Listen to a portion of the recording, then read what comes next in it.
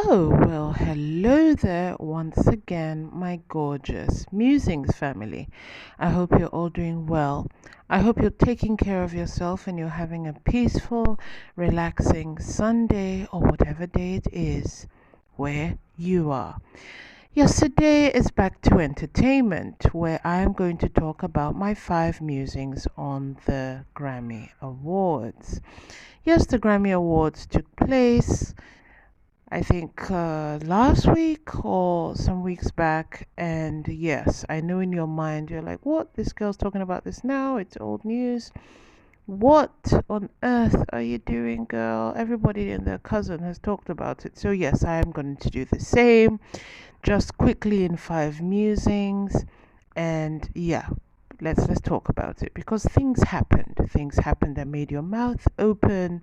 And I haven't really watched the Grammys since, oh boy, my former Michael Jackson, my former husband, I would say, won the Legend Award in '93, and I was only 6 or 7 or younger. Yes, so that was it for me. Apologies. And I think some time ago, back in the early 2000s, when Beyonce won 5 awards. So that's me when it comes to the Grammys. But I had to talk because my very same amazing woman, Beyonce, made history. But yeah, we have to talk about that because when the Grammys are going in such a way where the people who make the decisions are calling a certain someone pretentious, I wasn't just gonna sit down and drink water and let that go over me. So let's quickly discuss the Grammys in five musings. So number 1, the reality is that the Grammys are political, laced with personal opinions with a dash of music as the side dish. Yes, music is actually the side dish. You heard me right. Music is indeed the side dish when it comes to the Grammys, because if you aren't making a good impression on the committee or the people that matter, and they think you're too pretentious, that's actually what they thought about Beyonce, then awards will certainly come, especially when no one on earth can deny how creative it was. But there will be that one trophy that you will still not get, despite the fact that everyone knows you've tried so hard to attain it, and no one can deny you because they just have to cut you short in the end.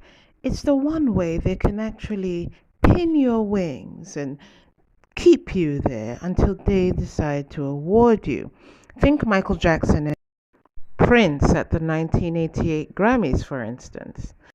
The one thing musicians must understand is that the music will not come first with the Grammys.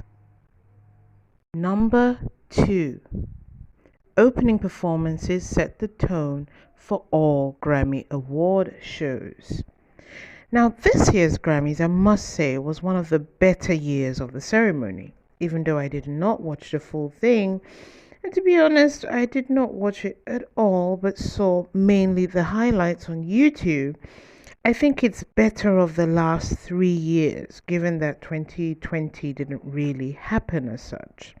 Now, the opening performance by Bad Bunny was energetic and fun, and what an award show really needs, getting everyone, including our faves, up on their feet and moving. Definitely, I do know that it's important to give a high energetic opening show. Number 3, when it comes to comedic hosting, twice is enough, after which a change must occur. Now, I love Trevor Noah, but maybe Trevor hosting twice was indeed enough. The jokes were meh, in my opinion, and he reminded me of some MC at a Nigerian wedding who's joking only with the rich aunties and uncles who he very much knows is going to give him a huge tip at the end of the show just because they're in a better economic situation than we are. They would definitely laugh at his jokes. And the few chuckles I did get in good enough, especially from a seasoned comedian like Trevor. That is why I still stand by my word that twice is definitely enough for an award show. You do stand a chance of going out on a high. Number 4. When it comes to some artists, they will just have to wait to be justly awarded. Now, Miss Beyonce Knowles needs no introduction, and you would agree that she did make history indeed at this awards. However, she still missed out on Album of the Year, which everyone, at least 87% of people, will think that she should have had, but she lost it to Mr. Harry Styles for his album Harry's House, which, to be honest, I don't like or not even know. And genuinely, apart from his big hit as it was from the current album Harry's House, his One Direction material and Watermelon Sugar, I really don't know any other songs from him, which is rather sad, but the truth. And don't even get me started on his performance for the night. Because it was, how do we say this, not the best, and it didn't help his case for winning Album of the Year either. On to my original point. If you are to be fully justified and fully justifiably awarded by the Grammys, you must wait, and sometimes a longer time than you expect, even when you've made history. Number 5. Filler skits are not always a good idea. Now, when it comes to filler skits, it's a hit and miss, and mostly this year it was a huge miss, and really rather strange. So this year they chose to create a very odd fan roundtable, talking and discussing who should win what trophy at the exact ceremony. I don't understand why this was even a skit or a section. Why do something like that when the viewers had already done this several weeks before on podcasts, YouTube videos, and every other discussion forum you could ever think of? Why did they think this was a wonderful idea? This was a horrible, crappy idea. Please stop, Grammys. It won't work. It's wrong and it's not fun. Do something else for a skit. So there you have it, everyone. My 5 musings.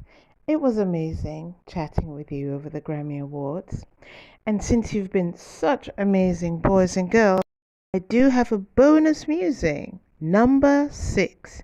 They should consider showcasing other music genres like they did the evolution of hip hop at the Grammys. It was absolute perfection. It was simply amazing. The flow, the performances.